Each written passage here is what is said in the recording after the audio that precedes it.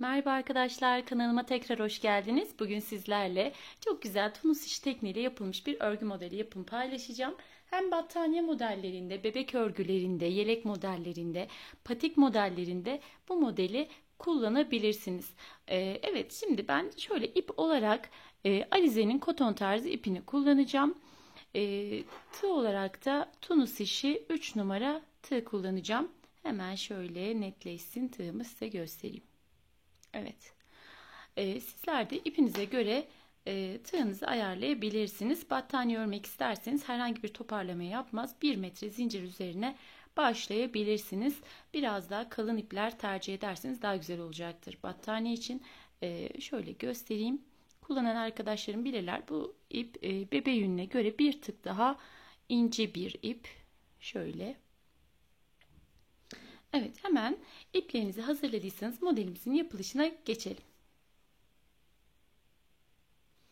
Ben modelimin yapımında iki renk kullanacağım ama sizler isterseniz farklı daha çok renk de kullanabilirsiniz. Elinizde kalan artık ipleri de değerlendirebileceğiniz bir model. Aynı zamanda ilk olarak bir tane başlangıç zincirimi çektim. Daha sonrasında sımsıkı olmamak üzere ne yapmak istiyorsam o sayıda zincir çekiyorum. Herhangi bir sayının katları olmasına gerek yok arkadaşlar. İstediğiniz sayıda başlayabilirsiniz. Yani tek sayı, çift sayı gibi öyle sayılara gerek yok. Hangi sayıda başlamak istiyorsanız o şekilde başlayabilirsiniz. Sadece çok sıkı yapmayın ki örgünüzün alt kısmında toparlama yapmasın.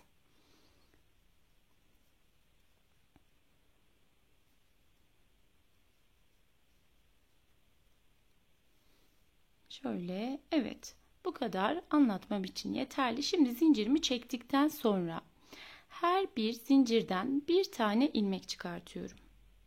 Bu şekilde her bir zincirimin içerisinden sıramın sonuna kadar ilmek çıkararak devam ediyorum.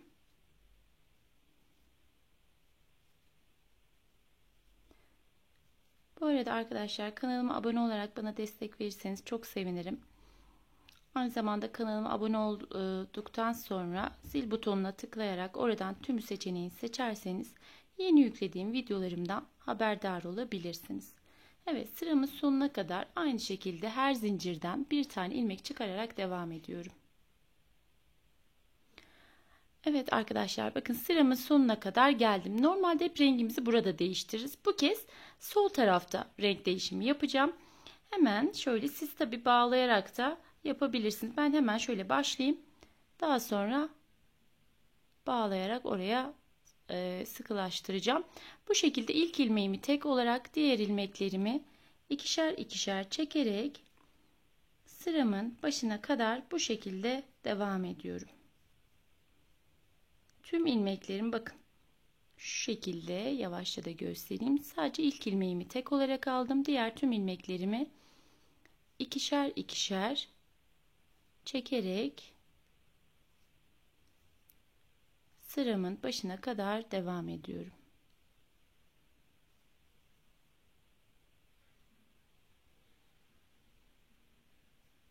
Pardon. Şöyle.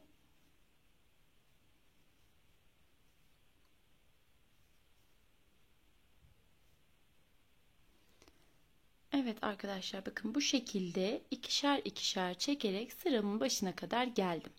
Şimdi tüm ilmeklerimi sıramın sonuna kadar bu ipimle örerek, pembe ipimle devam ediyorum.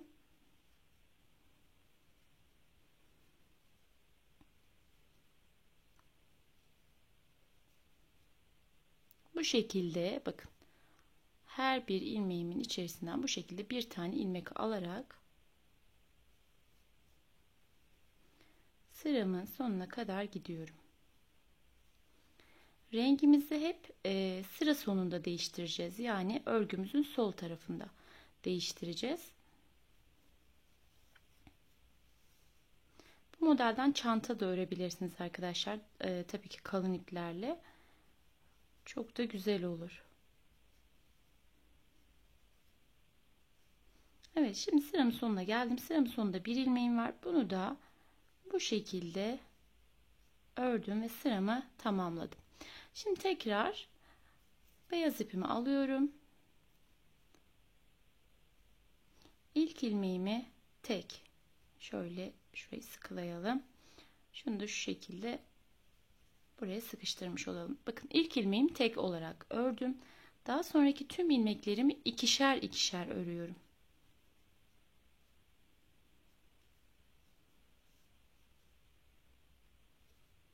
Bu şekilde ikişer ikişer örerek sıramın sonuna kadar bu şekilde devam ediyorum.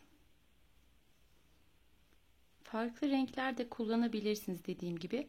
Örneğin 2 değil birkaç renk, 3-4 renk üzerine elinizde kalan artık ipleriniz varsa hem onları değerlendirmiş olursunuz hem de böyle farklı renklerle bu modelden battaniye yapabilirsiniz. Bence çok güzel olur.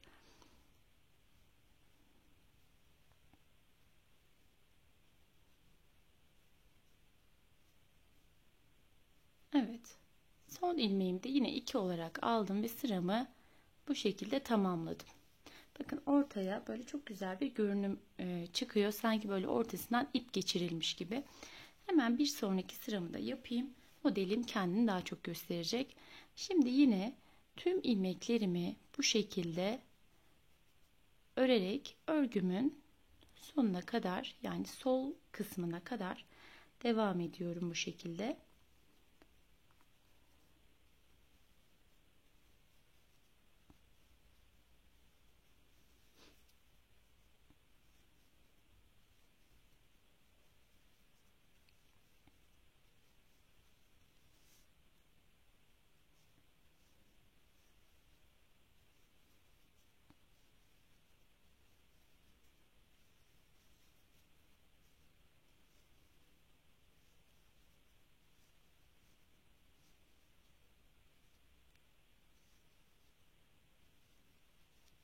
Evet, şimdi bakın sıramın sonuna geldim. Sıramın sonunda ne yapıyorum? Şöyle tam orta kısmından batıyorum ki, pardon, şuradan. Hani şöyle tek dalını almadan şu şekilde iki dalına birden batıyorum ki kenar kısmı daha düzgün çıksın. Yoksa birazcık uç kısımda delikler oluşuyor. Bu şekilde daha düzgün oluyor.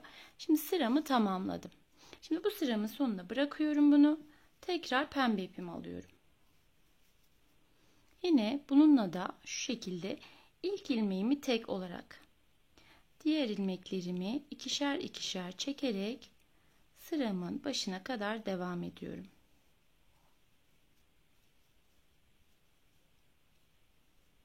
Evet, bu şekilde arkadaşlar. Biraz hızlı yapayım.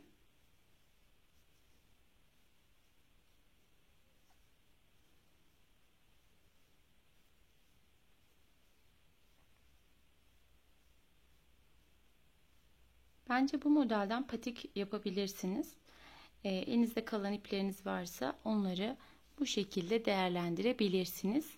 Ya da böyle iki renk üzerine de yapabilirsiniz. Evet, bakın. Şimdi buraya geldikten sonra yine hepsini bu şekilde örerek sıramın sonuna kadar gideceğim. Sıramın sonunda yine renk değişimi yapacağım.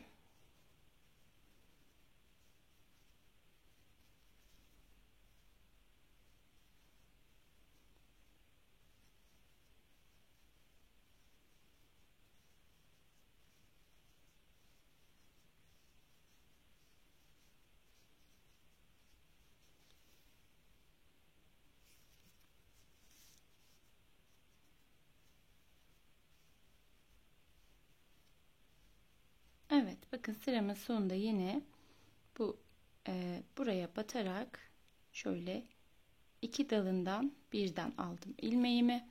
Şimdi bıraktım ve tekrar beyaz ipime geçtim. Yine aynı işlemi yapıyorum. İlk ilmeğimi tek olarak, diğer ilmeklerimi ikişer ikişer çekerek sıramın başına kadar bu şekilde devam ediyorum. Ben bu şekilde birkaç sıra daha öreyim arkadaşlar. Sizlere modelimin daha büyük bir parça üzerine nasıl durduğunu göstereyim. Hemen şimdi de göstermek istiyorum. Bakın, görünümü bu şekilde. Arka yüzü de böyle. Evet arkadaşlar, bakın ben hemen birkaç sıra daha yaptım. Modelimin görünümü bu şekilde. Tabii ki büyük bir parçanın üzerinde, daha büyük bir parçanın üzerinde daha çok kendini gösterecektir ama modelim ortaya çıktı. Modelimin yapımı bu şekilde, görünümü de böyle. Dediğim gibi patiklerde, battaniye modellerinde, her yerde bu modeli kullanabilirsiniz. Evet.